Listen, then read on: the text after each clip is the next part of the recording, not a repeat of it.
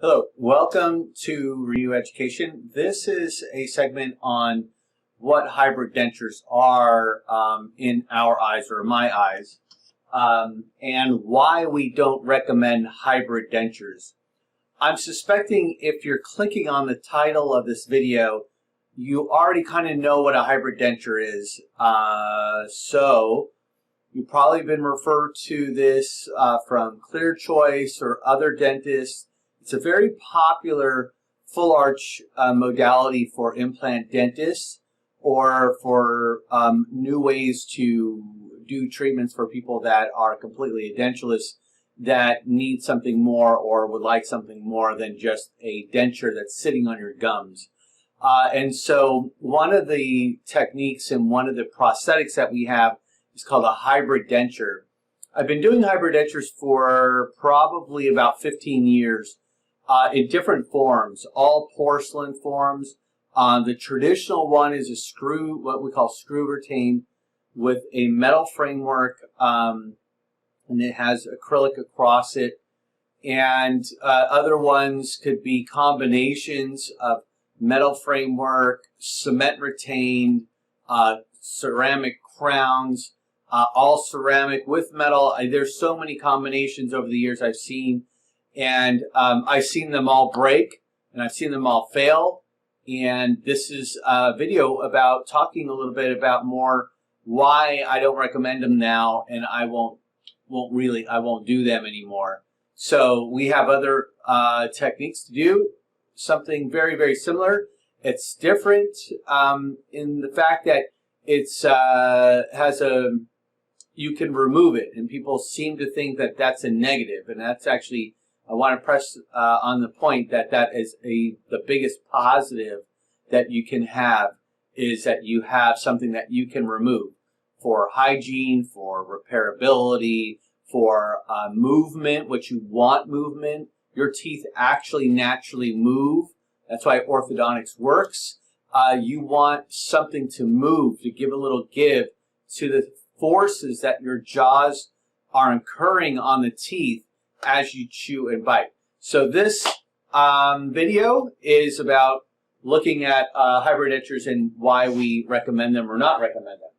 So let's look at our first slide. What is the actual definition of a hybrid denture?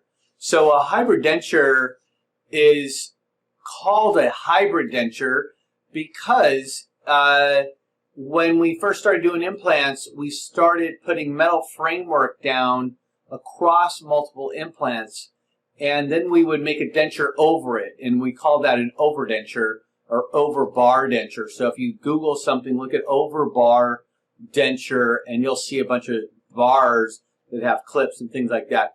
I actually still do those, and those do help out very difficult situations where a patient doesn't have enough bone or the implants are very small. So that's actually a necessary treatment plan for people.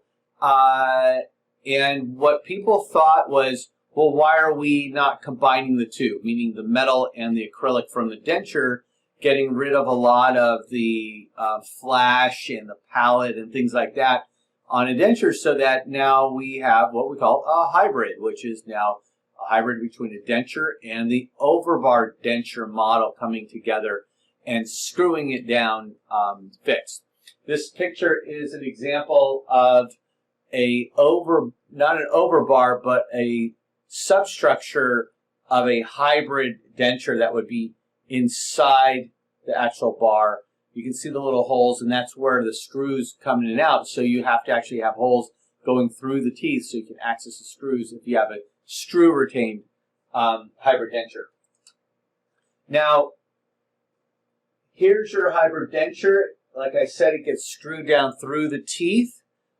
This is one of the initial problems, is now you have these holes, and to deal with the holes, you have to plug them up and fix them, and then the only way you get it out is when you unscrew them. So you got to hope that that dentist has the right tools to get through those screws. There's at least 4 different types of screws that I know of that I use right now, and not every dentist can service these. So I typically find that people come back to me because the general dentist doesn't want to deal with this type of restoration. So that's one of the first problems you'll find.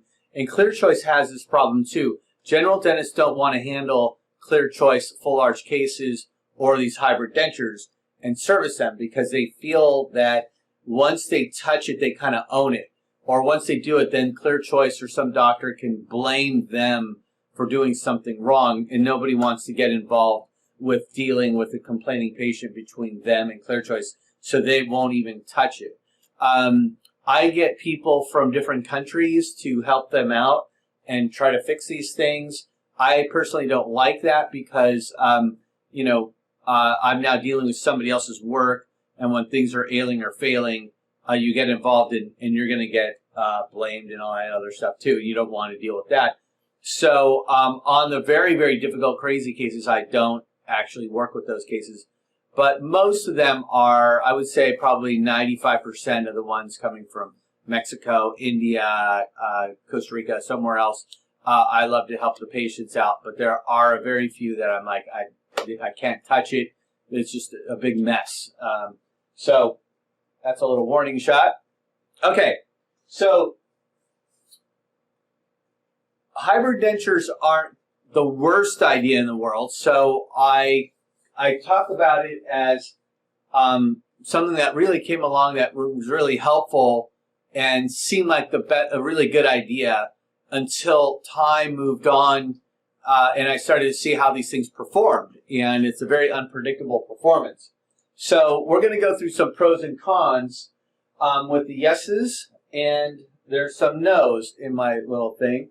And we're going to talk about that the full hybrids are fixed. And like I said, a fixed prosthetic is something people always want and ask for.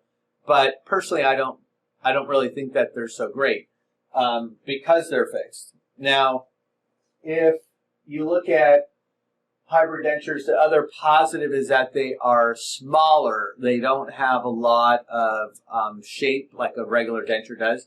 You can get rid of the palate. And they usually collect a lot of food under them. But if they're made right and you get used to cleaning them, they can actually work out pretty well. So they're not too bad there. And a lot of people get embarrassed if their dentures come out. So if their denture comes out or a piece comes out, they feel that when they're out in a social situation that they're going to actually lose that security to them not losing their dentures. There's some funny YouTube videos that are out there that the denture flies off when they're like getting married or something else. Or another big thing is when you're a senior and you forget, you take things out that you don't like, you take it out, you put it on a napkin, you forget about it. When they clean up the table, they throw the napkin away with their denture, and they're very expensive to replace and very time-consuming to replace, actually, too. So here's the cons to hybrid dentures, or what I call the no's. Like I said, they are fixed, and because they're fixed, they take a lot of beating, and that stress over time, we're talking about a year, 2, 3, even 5 years down the road, you can break and chip them and crack them. So that's a big problem. It's like having a car that has no shock absorbers, and those shock absorbers basically help keep the car together, actually. So you don't want to get rid of the shock absorbing mechanisms of your denture piece. If you look at teeth, they have a ligament, and in that ligament, it allows your teeth to move a little bit. So when your teeth move a little bit, it allows it to absorb the pressure that's coming on when you're occluding.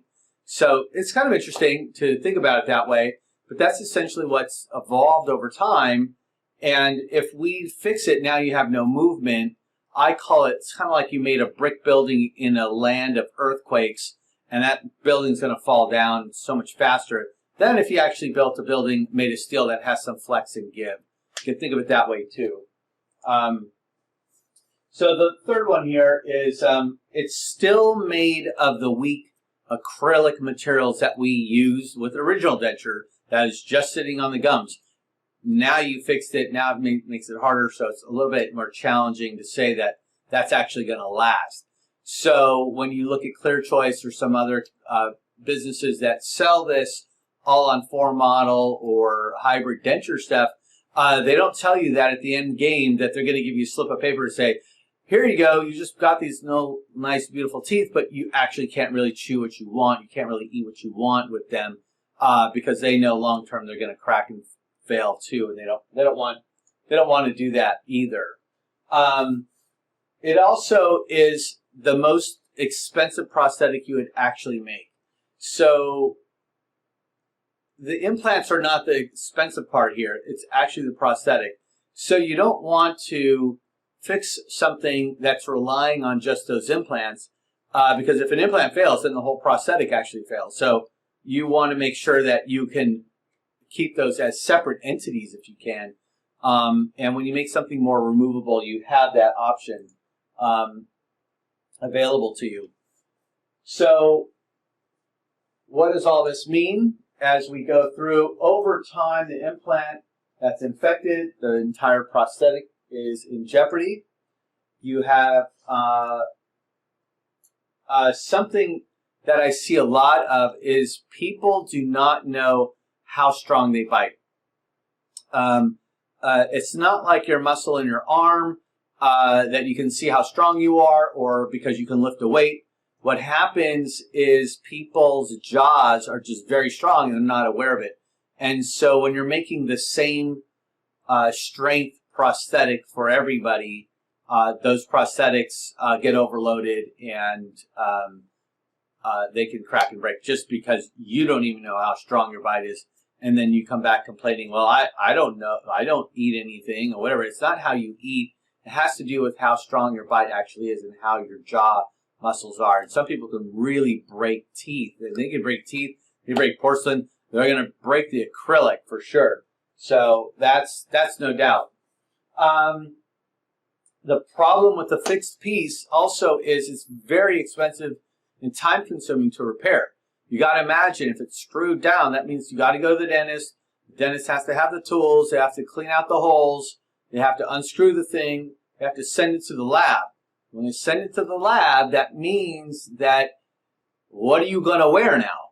You know, it might take a day or two at the lab to repair whatever's broken. And now you got 2 days of not having any teeth. And if you're working or talking or taking kids to school, you're not going to go without teeth. So you're going to have a backup. So now you have a backup that you're not used to and it's uncomfortable and all these other things. So it becomes a real rolling problem when you've got to deal with it and when these things happen. So it's not fun. And that's just a note saying what I just said. And the hygienic quality of a hybrid is more difficult as well. If you have to take it out just to clean it, then that's a big issue.